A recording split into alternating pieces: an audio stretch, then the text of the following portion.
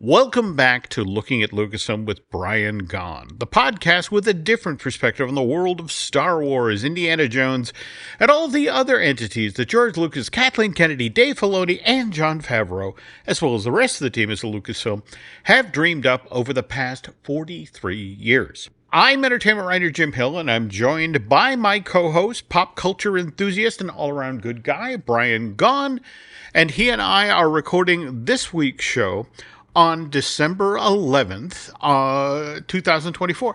2 weeks out from Christmas, a couple of weeks past Life Day. That Star Wars specific holiday was commemorated back on November 17th. That said, if you, as a Looking at Lucasfilm listener, are looking for an appropriate way to celebrate the season, there is, of course, Darth by Peppermint. Are you familiar with this? Oh my gosh. No, I haven't heard this one yet. Okay. This is actually available for purchase at the Galactic Grill at Disneyland Park in California, and it consists of layers of chocolate sponge, chocolate pudding, peppermint mousse, and it's finished with crunchy pearls, cookies, and cream pieces, candy cane sprinkles, not to mention Darth Vader and a red lightsaber-shaped decoration. So, I don't know about you, Brian, but I actually felt my diabetes numbers spiking just reading the description. I'm going to have to take Devin with me and watch him eat it. There's no way that my 64-year-old body can take care of this. There we go. All right. In a moment, folks, we'll be talking about the latest Lucasfilm news. Plus, Brian and I will be taking a look at Star Wars Skeleton Crew, that new limited series on Disney+. Also, I wanted to talk about music by John Williams. Yeah. But first, we want to acknowledge our sponsor. And if you're headed down to the City Beautiful anytime soon to experience any of the theme parks that can be found in and around Orlando, well, TouringPlans.com can not only save you time, it can save you money as you wander around Walt Disney World or the parks to be found over at Universal Orlando Resort. So please check them out at TouringPlans.com. And before we motor on here, I want to acknowledge, because this is a podcast, you can't see what Brian is wearing, but he just showed me. Do you want to tell the nice folks what you're wearing? Well, I listened to this podcast called Epic Adventures or something with Jim Hill and Eric Hershey, and they were talking about Universal Studios Orlando is going to make this new park called Epic Adventures. Mm-hmm. And they said that there's a dedicated store at Universal Hollywood that has some merchandise for the theme park. So I went there, and I will put it online on my Instagram. And it's a T-shirt for, and I'm looking at it like, anybody else is seeing it, for Dark Universe. Mm-hmm. And it is pretty darn cool. And it's something that I could definitely wear all the time. And I'm looking forward to it. And it's got to be, I have to see that. I mean, I've been a big fan, of course, we all have, of the Universal Monsters. And it's just something that I think they should have done a long time ago. Well, again, and this will be the land, Dark Universe is the land at Epic Universe that will celebrate the classic Universal monsters. So, yeah. Cool. Now, speaking of Orlando and theme parks, just in the past week, we learned that Dinosaur the Ride is now expected to stay open at Disney's Animal Kingdom through early 2026. Wow. And to be honest, look, this park at the Disney World Resort has very few rides, and as a result, they had, strictly for capacity reasons, while they were taking the Dinoland USA section and changing it into an Encanto-themed land, Dinosaur the Ride had to stay open. Okay. Now, this means that the earliest we will be able to experience the Florida version of the Indiana Jones Adventure will be 2027. And why will it take so long? Okay, if you followed the change out of Splash Mountain at Walt Disney World when that was transformed in Tiana's Bayou Adventure. That flume ride closed January 22nd, 2023. It then reopened on June 28th, 2024. So that's basically, what is it, 17 months and change. And I'm told that the Incaification, because remember, that's the thing, that we are finding a lost Mayan temple in the tropical jungles of tropical America. And the Mayification of Dinosaur the Ride is effectively the same thing they did with Splash to Tiana, that they're keeping the ride system and the physical plant in place. What's changing out is new ride scenes and AA figures along the ride track. So anticipate it's pretty much the same construction time frame. So it will probably go down in January of 2026 and will be up and running in time for the summer of 2027. But that said, Brian, at least while we're waiting, we have Indiana Jones and the Great Circle to distract us. Are you familiar with this console game? Yeah, we were talking about it a while ago, and I had not seen the preview at the time, but I have since seen the preview, and it looks amazing. And I heard that the tiny little fingers of George Lucas and Steven Spielberg are both involved in this. Oh, I didn't know that. Okay. Yeah. So let's hope that George doesn't get too much to the ending, because we know what George does to endings. But I wanted to ask about the dinosaur ride. They're going to have all those dinosaurs animatronics, and I know that Disney doesn't like to waste anything. Do you think that maybe they'll do something like the train ride in LA or in Anaheim, where they put the dinosaurs there? Or maybe even put them on, isn't there still a lake or something that there's a river ride or something? Okay, I mean this in the kindest possible way. But in fact, it's interesting.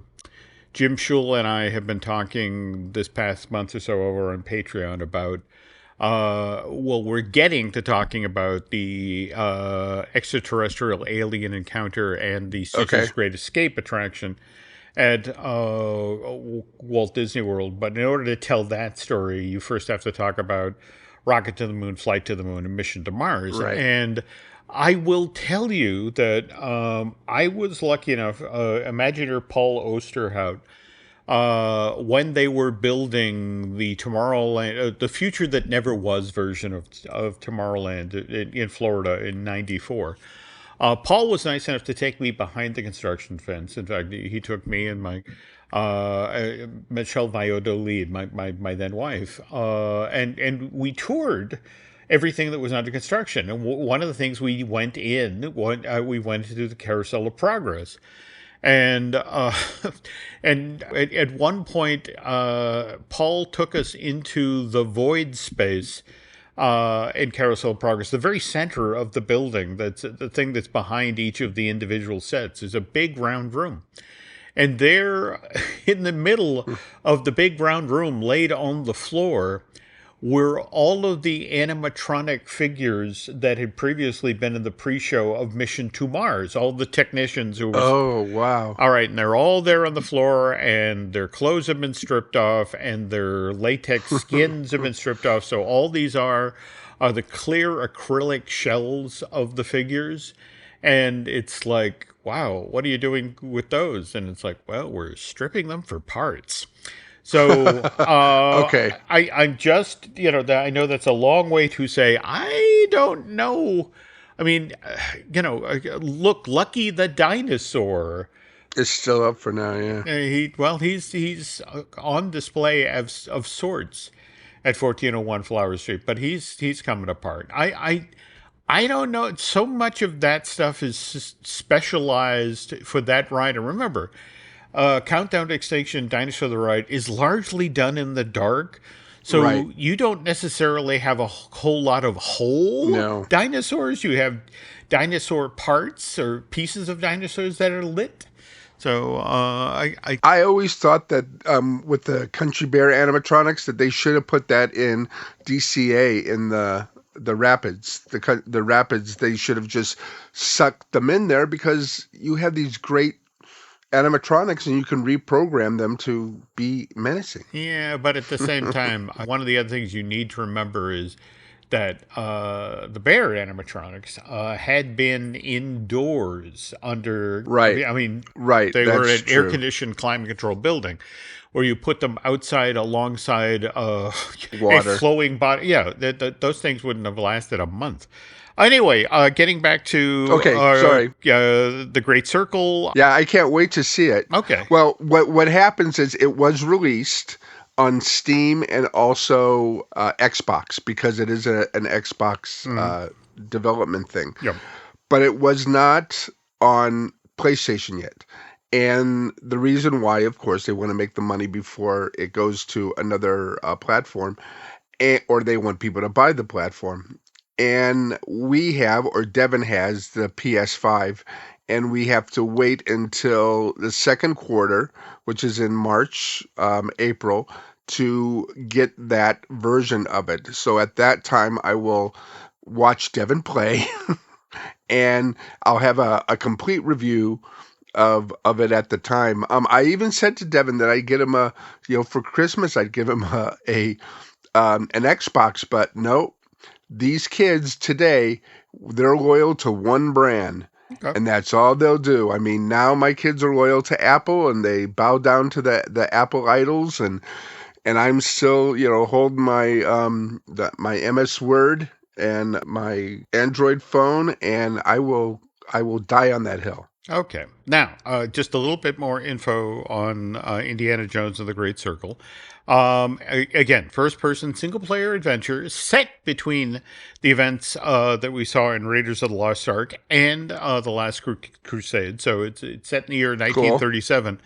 And Lucasfilm game executive Douglas Riley got asked, well, look, the folks at Lucasfilm Gaming would love it if they had another something like Star Wars Jedi, which, remember, we got Fallen Order in November of 2019, and that did so well. We got Survivor, a sequel, that came out in September of last year, 2023. So as for a second Indiana Jones game, Riley told Variety that we're always looking for great stories, and the good news is there's a lot of space between the films where we could tell more and more Indiana Jones stories, which I think would be super interesting. And just a little info, as of right now, the cinematic action game is fourth on the Steam top sellers list. Okay. That makes sense. 10,000 units have been sold of the game as of 3 days ago, which, what's interesting, depending on where you look online, either that's impressive or it's not. In fact, some folks have suggested that the underperformance of Dial of Destiny back in June of 2023 may have damaged the Indiana Jones franchise. Interestingly enough, that James Mangold movie actually ran on The Wonderful World of Disney a few weeks back. In fact, it ran on November 17th. We're back to life day, folks. And Nancy was watching it, and I was monitoring as I was working. And I there's some good individual elements. I just don't know if that's the way people wanted to see Indy again, though I do want to point out here that James Mangold has bounced back professionally. His latest movie, A Complete Unknown, which is a biopic of Bob Dylan starring Timothy Chalamet, it's getting great rave reviews. Oh, man, I can't wait to see that, just to see how they deal with the concert, where he goes from acoustic, he goes off the stage, comes back electric, and the place goes mad. I got to see what happened, how they I don't even know if there's any film or anything of that, what happened. Was that at the Newport Jazz Festival? Yeah, I think so, yeah. Okay. And it was one of those things that changed everything. Okay.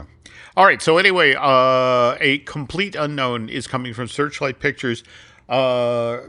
It's doing critic screenings, that sort of thing now, but it will debut, go wide, Christmas Day 2025. Now, speaking of movies, Mando and Grogu, which began filming back in August of this year, reportedly wrapped filming last week on December 3rd.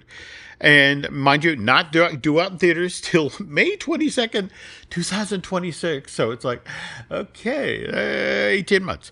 But Jon Favreau, who not only directed this film, but worked on the script with Dave Filoni, used this occasion, the wrapping of production, to share some news.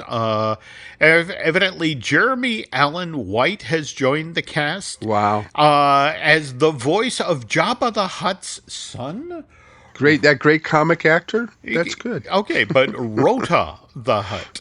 Rota the Hutt? Rota the Hutt. And Roku the Hutt. And again, remember, The Mandalorian is set after the events of Return of the Jedi. In fact, the book of Boba Fett that established that Boba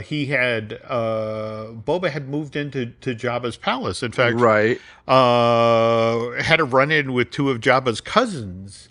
But not the son. Now, is this the same son that was in the Clone Wars movie? I don't know. Okay. We'll have to do a little more research on that. That said, though, another actor who will be taking part in The Mandalorian and Grogu will be Johnny Cohn, who you may remember, he played the Imperial Warlord in Episode 7, Season 3 of The Mandalorian. This was... We got to see in holographic form the Shadow Council. Do you remember those folks? Yeah, and this is the same character? Evidently. Okay. So cool. Just going to be interesting to see what happens there. Now, didn't he also say that some of the characters from Skeleton Crew may be in this also? I did not. Or maybe he was saying that it was going to be season 4 or something. But I remember him saying that they were going to bring them into the universe. Well, we'll talk about it when we get to... Okay, the second half of today's show. Yeah. Now, speaking of which, so what comes after Mandalorian Grogu, which again, May 22nd, 2026. Well, initially it was supposed to be that Rey Skywalker film. Right. However, screenwriter Stephen Knight walked away from the project just before Halloween of this year. And evidently Charmaine Obade Chinoy is still attached to direct the project. And I want to say that Daisy Ridley, who was at Southwest earlier this year, she said she knew what the story was about, but was actually waiting on a script. And she may have a while to wait yet, because back on November 16th, Disney actually pulled a planned Star Wars film out of its release schedule. This was supposed to debut in theaters next December, on December 18th, 2026. But that got pulled, and now, in fact, where it's interesting, that's where Ice Age 6 is now going to be released next year. In 2026. That said, Disney does still have a slot open for another Star Wars film. But that won't be released at theaters till December 17th, 2027. But another interesting bend on the story, on November 7th of this year, Lucasfilm signed a deal with Simon Kinberg. And he's been asked to develop a trilogy of new Star Wars films, which, if the scuttlebutt is correct, this would be episodes 10 through 12 of the Skywalker saga, which didn't they say they had wrapped with 9? Right, yeah. Okay. They said, so Kinberg, he's the guy who did The Martian, right? This is true, but also he does have a great Star Wars bona fides. He helped, he co-created with Dave Filoni and Kerry Beck the Star Wars Rebels series, which was gold. And likewise, he was a consultant on the first of the new trilogy, the Force Awakens, which I would argue is the strongest of the bunch. But yeah, gonna be interesting to see what plays out there. All right, switching over now to the TV side of things, we of course have 3 more episodes of Star Wars Skeleton Crew, and Brian and I will be talking about the first 3 in the second half of today's show. We also have, starting on April 25th of next year, we have season 2 of Star Wars Andor, and very, very much looking forward to that. Oh, wow. Drew and I over on Fine Tuning mentioned that we will be getting a third installment of the Star Wars Vision series. That's sometime next year. They've been a little vague about that. And then there's that other Star Wars related television series that will debut next year. However, this one you probably won't be watching on Disney Plus, but rather over on Court TV. Oh. Okay, everybody remember Gina Carano, who played bounty hunter Cara Dune in the first two seasons of The Mandalorian. Fan favorite, was poised for great things. In fact, they were prepping a spinoff when Carano went on TikTok back in February of 2021 and compared the political climate in America at that point to Nazi Germany. And Disney let her go on February 10th, 2021. And Brian, 3 years almost to the day, on February 7th of this year, 2024, she sued Disney. And normally you don't go head to head with Disney because Disney legally plays this game where they keep you in court till you run out of money. And where this got interesting is Elon Musk was the one who is backing her case. And Disney tried to get it thrown out in pretrial motions for freedom of speech issue. And back in October of this year, judge threw out Disney's effort to stall the trial. So as of right now, September 29th, 2025, this goes live, folks. It's going to be interesting to see how this plays out. Getting back now to 2025, Disneyland has just released information about next year's season of The Force. That will be running at the park from March 22nd through May 7th.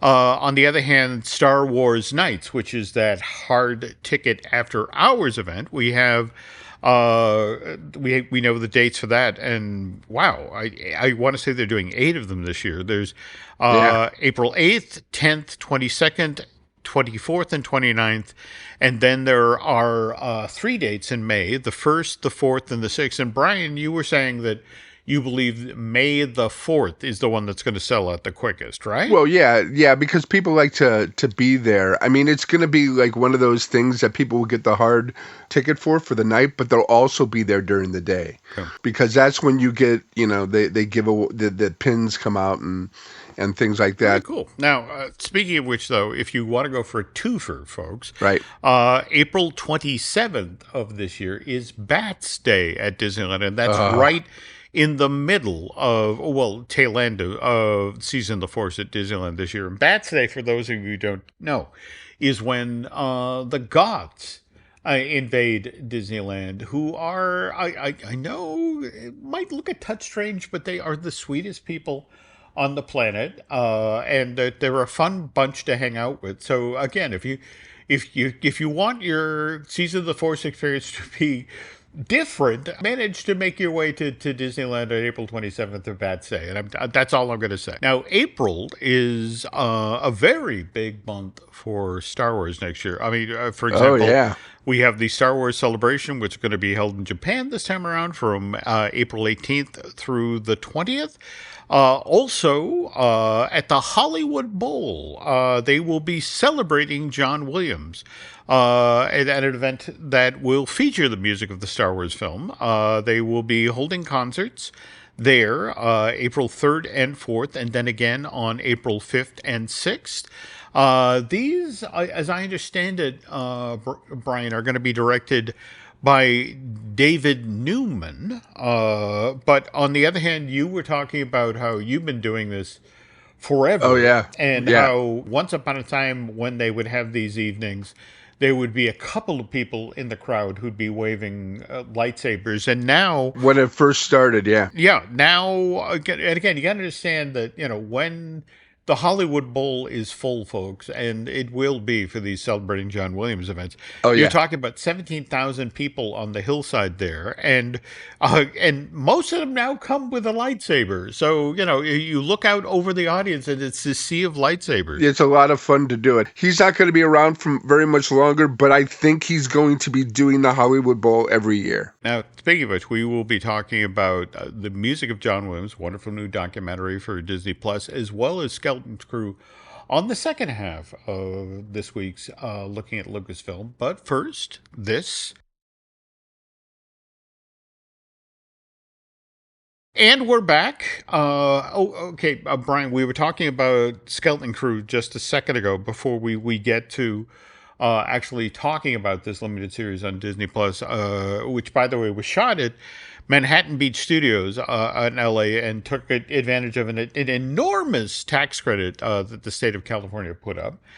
And so you'd think that the second season of Ahsoka, which is supposed to begin shooting in April of next year, would stay in LA, and it's like, nope, Yeah. it's going to the UK. And in fact, IndieWire confirmed that Lucasfilm has no films or TV series currently slated to be shot in LA, which that kind of makes me sad, especially given the fires that are going on right now. Right. But anyway, by the way, Ahsoka series is expected to debut on Disney Plus in 2026. So we'll keep an eye out for that. Beyond that, we were talking a moment ago about music by John Williams, which continues the great series of documentaries that the subscription streaming service has done. In fact, I was so pleased with the Emmys earlier this year that Jim Henson, Idea Man, it took him seven Emmys. Yep. So anyway, as we were pre-gaming the show here, folks, Brian asked me if I'd ever been lucky enough to see John Williams conduct live. And as it turns out, yes, I have seen him conduct live twice. I saw him at the June 2010 opening of the Wizarding World of Harry Potter, where just below the castle, or the fourth perspective version of Hogwarts School of Witchcraft and Wizardry, he was there with a full orchestra playing the themes that he'd written for the films. And then 6 years later, when they opened Hollywood's version of the Wizarding World, John was there again in April of 2016. So I was lucky enough to see him twice. And again, and as part of this documentary, Chris Columbus talks about the first time he heard John play the theme for Harry Potter, and just played it on the piano there, and Chris just marveled that right from the get-go, John had created this thing that had both the light and the darkness that you find in those J.K. Rowling stories. And and that's the thing. It's such a simple, clean, easy, immediate. I mean, it's one of those things where Williams has that sort of gift that the Sherman brothers have, that he creates things that you swear you've already heard. They are so instantly, you embrace them so instantly that I have to have heard this before. No, it's brand new. Williams knows what a film needs. It's those sorts of stories that make this documentary by Laurent Bozero, by the way, well worth seeking out. It's a fascinating story about a guy who sort of backed into a career, and in fact, look, when you're old like me, you remember watching Lost in Space and seeing that the music was written by Johnny Williams. Right. In his middle age. I forget which of the composers basically told him, John, if you want to be taken seriously, drop the Johnny. You're John Williams. And the other interesting part of the story is that they talk about when John lost his wife, Barbara, who was a character actress, in March of 1974. And the weird part of it is he'd been a wonderful journeyman composer up until that point. But after that, his work deepened, and he sort of became the man we know today, who's written all these wonderful pieces of music that we instantly recognize. But seriously, if you a wonderful, almost 2 hour documentary, please check that out. Also, over on Disney Plus, we have Star Wars Skeleton Crew, and A breath of fresh air.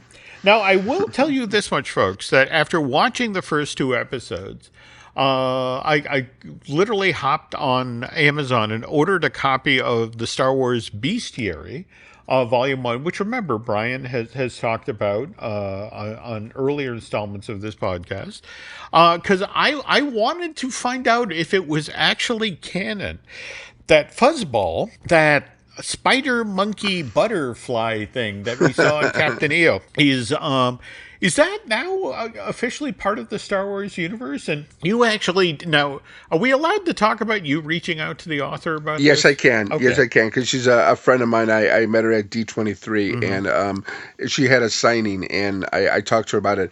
And I did. I texted her, and I go, hey, ST, a quick question about your bestiary book. In Skeleton Crew, they show a creature from Captain EO, Fuzzball. Is he in this volume or the next? And she says, first of all, I remain convinced that Skeleton Crews is a Captain EO origin story, and nobody will ever convince me otherwise. Okay. Second, that was the first I've seen of Fuzzbucket creature. She calls it Fuzzbucket, so she's got a sense of humor. Okay. I don't know what he's called, but he's definitely not in our bestiary. I wish I knew. I can ask a friend now. Okay. But there are also characters that were introduced right away and that are in it, like the on Padira, the Howlers. And remember, Padira, I think that's the name of the planet. It's not supposed to be known. It's supposed to be a legend, correct? And it's off a galaxy, but it's in the book, and it's told by this scientist named Arliss, which means he had to be told by somebody, which means maybe Ahsoka comes back. Okay. So that's one thing. And so we'll there are things in there that I guess she got some heads up on, and then she put in, but Fuzzball was not one of them. But it has to, they not only show in the teaser trailer, they showed one, but in the movie they showed a whole bunch of them escaping. So that it has to mean that Captain EO is part of the Star Wars universe, which if Jack Black is part of the Star Wars universe, then Captain EO could be part of the Star Wars universe. Okay. Now, Skeleton Crew does raise some interesting questions. I mean, for example, again, if you're as old as Brian and I are, you remember, for example, Max Rebo from Return of the Jedi, and by the way, you remember Hooter from Captain EO. So we now have Neil, who is another blue elephant-like species. So I'm wondering, is Neil, for lack of a better term, species adjacent to Max Rebo or Hooter? I mean, I don't know about Hooter. That's a good idea. Nobody's brought up Hooter yet, but they have brought up Max Rebo, and they say no. He's like like you say, adjacent. But you have to remember, this planet at Aten is a planet that everybody thought was legend, and then it was discovered that this was one of the first planets that the Old Republic hid with a bunch of planets, and they have a barrier around it. So this is something like, remember the film The Village? Okay. Yep. Where everybody was like, they thought they were in a pilgrim village, but they weren't. Well, I think this is what it seems. There's this, they didn't even know. One of the kids are going, well, we could go to Alderaan. And they go, you don't know about the war, do you? And it's just things like that. These little Easter eggs are brought in that these kids, and they're so happy and they're so content that it's great, because they are, not only are they fish out of water, but they are brought into this whole universe that is complete opposite. I mean, you look at the houses and everything, and it looks like it's out of upstate New York in Sleeper, the Woody Allen film. It's these beautiful cul-de-sacs. It's just, I mean, I want to live there. Of course, everybody would want to live there. Okay, now just to be clear, in fact, when Brian and I were pre-gaming here, you pointed out very early on that this gave more of an explorers rather than Right. Goonies vibe, because these were smart kids. These were Well, yeah, and they're not loser kids. They're not kids that are discovering things because they don't have a good family life. They all have a great family life. well, I mean, they one or two of them have distracted moms and dads, but Right, because they're working on, what is the thing they're working on, the I can't even remember it now, but it's something that's what the treasure is. I'm not going to give too much away, but there's just so much, and these kids they discover this. They thought it was a Jedi temple, and they discover a ship, and the ship takes them off, and now it's a pirate adventure. well, and toward that end, I mean, it actually episode 1 starts off with a cargo ship in space being intercepted by space pirates, and what's kind of interesting is they don't hide Jude Law really in this thing. I mean, No, when we meet him first, I mean, he's masked, but he's clearly Jude Law, Captain Silvio, I want to say he is, and right?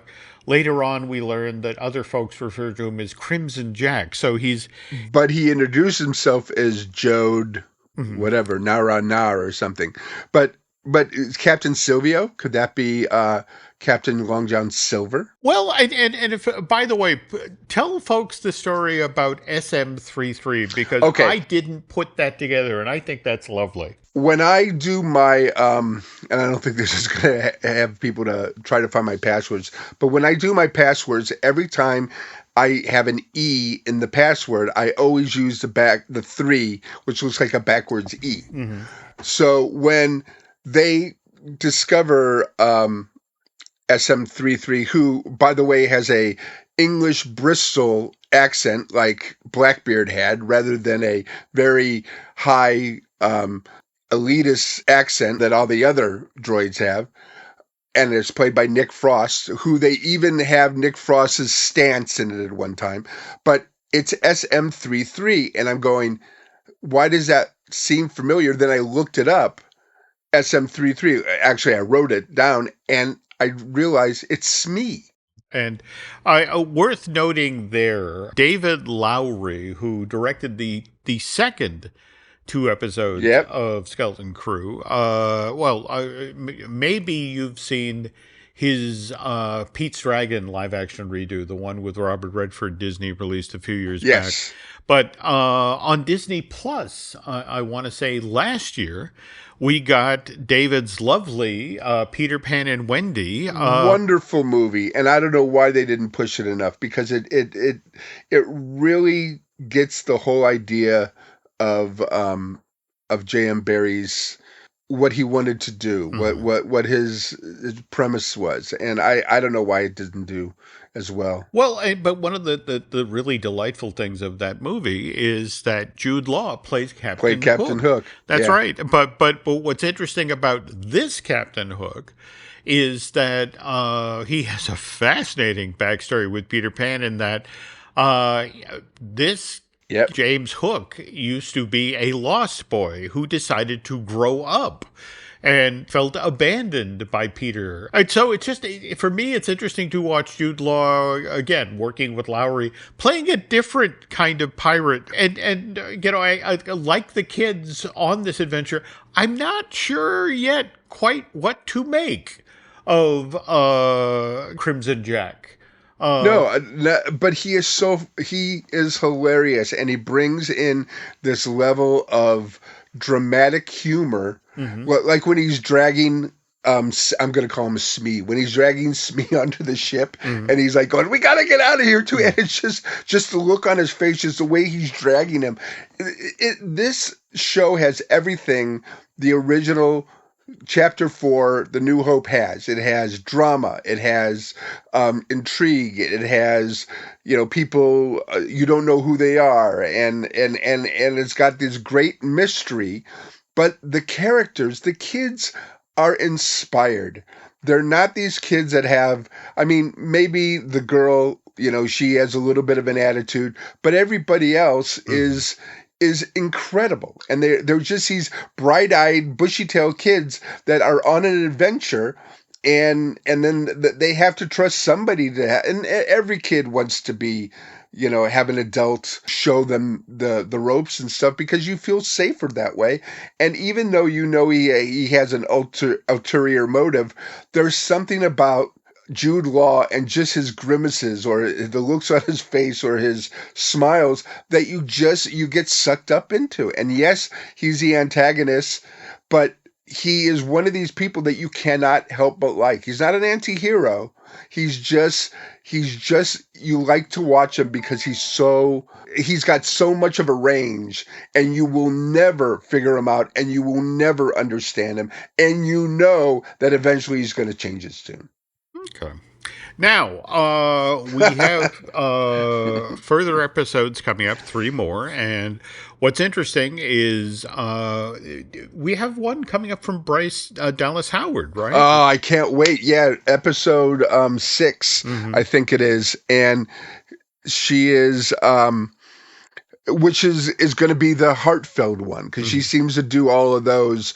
The special episode by Bryce Dallas Howard, and I'm really looking forward to it, because I think, as all of her episodes that she's directed in other series, it kind of pivots where the series is going. You think it's going in one direction, and then she, through her direction and then the story, of course, pivots to something else, to where we go in a different direction and then end up in that direction. So I'm always looking forward to her direction of this.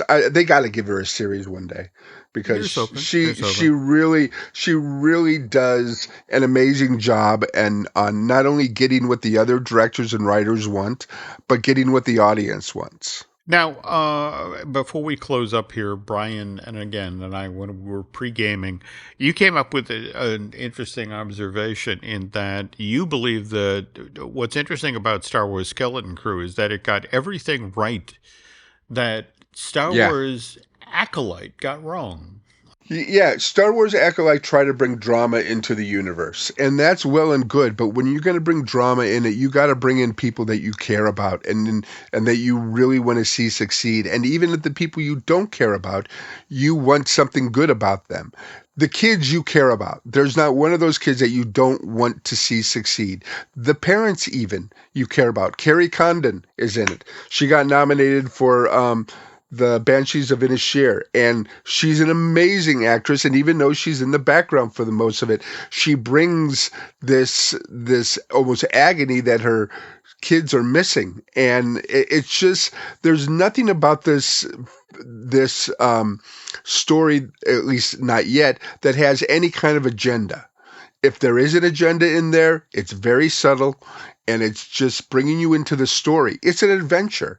It's an amazing adventure. And if everybody, if you can, you got to see Explorers, because Explorers, it wasn't given enough time. And it could have been a film that everybody talks about, but now everybody whispers about, because it just didn't work 100%. But the first 3/4 of the film are excellent. I mean, excellent. Okay. And then the last quarter is like a little confusing and maybe silly, and maybe it shouldn't have been the end. Maybe it should have been more in the middle. But that's what the tone I'm getting with this is, because these kids they're smart. Each one has a purpose. And even though you seem that they don't, they do. And even Jude Law notices that. Like when he grabs the 2 kids and he tells Neil, the elephant boy, to take care of the steering to be the pilot, and the other kid, Wim, goes, "Wait, what about me? I can do this better." But he brings him to the back, which is one of the most incredible things, to the gunner, to be a gunner. And even that scene's right out of Star Wars. And you're going, oh my God, they did it right, but as a tribute, not as a copy. So that's where this is succeeding. I can't wait till it's over so I can watch it in one sitting Okay. because it's one of these things that I know it started as a film, and then when they got to the series part, they could have they added the details to it, but it's got the film thing going, and I know I always say they should always put it out one at a time to binge it, but I'm okay. I'm watching this. I'm digging it, and I think a lot of people are going to be happy about it, and it's going to send it Star Wars in the right direction. And I'm pretty sure that if this does well, this could be a quick movie too. They could make this a movie.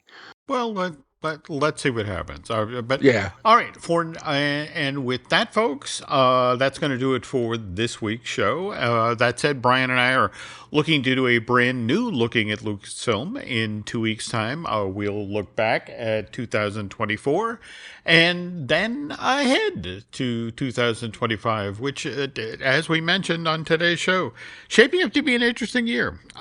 In the yeah. meantime, Brian, where can the nice folks find you on social media? Well, I'm just sticking on Instagram now. I put a stuff there, Mm. and it's at B as in boy, T as in Terrence, Gaughan, Mhm. Gaughan, and I'll be putting up the shirt, showing the shirt, and other things too, and yeah. Okay. And you want to get a hold of me there, that's the best place to get a hold of me. Okay. And where can we find you, Jim? Well, I am on X and Instagram as Jim Hill Media, and on Facebook as Jim Hill Media News. Folks have been telling me I need to get over to Blue Sky. I will take a look. Let's see. Beyond that, I want to remind you we have a bunch of other shows we do here at the Jim Hill Media Podcast Network. We, of course, have Disney Dish, which I do with Len Testa. We also have the Epic Universal podcast, which I do with Eric Hersey, who produces a lot of the shows here, Jim Hill Media. I also do the I Want That Too podcast that's about Disney merch, and I do that with Eric's lovely bride, Lauren. There is also fine tuning that I do with Drew Taylor. Drew is a writer for The Wrap and also is the co host, along with Charles Hood, of Light Diffuse, the official Mission Impossible podcast. That's well worth checking out, folks. Oh yeah. We also have the Managing the Magic podcast, which is a history of themed entertainment. We're hosting that here at Jim Hill Media, and that's done by Shelley and Noah Valladolid. We have our Patreon project. That's Disney Unpacked, which I do with Len and veteran Imagineer Jim Schul. And in fact, this month we are already several podcasts into. In fact, I think I was talking about at the top of the show about Mission to Mars. We're actually talking about the history of Alien Encounter and Stitch's Great Escape, but in order to tell that story, you got to back up to the original Rocket to the Moon ride at Disneyland. So Mr. Schul and I have been doing that out ahead of this month's video. And let's see, as we bring things here to a close, folks, if you could do Brian and I a favor, if you could head over to Apple Podcasts and rate and review looking at Lucasfilm, that would be helpful, help additional people Yay. find the show. And at that point, I think that's going to do it for this week's show. And Cool. again, we're going to try to be back before the end of the year. But in the meantime, wishing you and yours the happiest of holidays. And just thanks for listening to this Looking at Lucasfilm. We'll be back soon.